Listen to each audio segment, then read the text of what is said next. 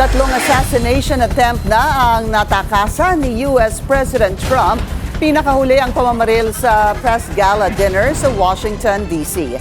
Narito ang agenda report ni US correspondent Len Almaden Thornhill. Kinasuhan na ang White House Correspondents' Dinner shooting suspect na si Cole Thomas Allen dahil sa tangkang pag-assassinate kay US President Donald Trump. Ayon sa mga otoridad, nagpadala si Allen ng writing sa kanyang pamilya ilang minuto bago ang pagsugod niya sa Hilton Hotel sa Washington, D.C., kung saan inilatag ang kanyang extreme views at target umano ang administration officials. Ikatlo na itong assassination attempt laban kay Trump sa loob ng wala pang 3 taon. Noong July 13, 2024, sa Butler, Pennsylvania, ang 20 anyos na si Thomas Matthew Crooks ang nag-open fire gamit ang AR-style rifle. Tinamaan si Trump sa kanyang tenga habang isang rally-goer ang nasawi.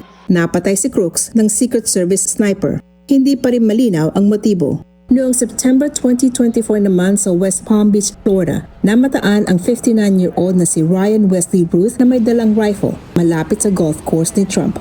Na-engage siya ng isang Secret Service agent bago pa makapagpaputok. Tumakas si Ruth pero naaresto rin makalipas ng ilang oras.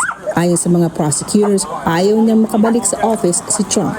Sa ganitong high-profile cases, mahalaga ang legal process at kung paano pinapatunayan ang mga paratang. There's that presumption of innocence, and the burden is never on defense to prove your innocence. The burden is on the government, on the prosecutor to prove that your client is guilty of a crime. At hindi lang ito, noong 2016, isang British national ang nagtanggang agawin ng baril ng isang pulis sa rally sa Las Vegas at umaming balak niyang patayin si Trump. Sa kabila ng mga banta, tuloy pa rin ang mga appearances ni Trump at lumalakas ang panawagan para sa mas mahigpit na seguridad. Para sa agenda, Len Almaden Thornhill, Billionario News Channel, Washington, D.C.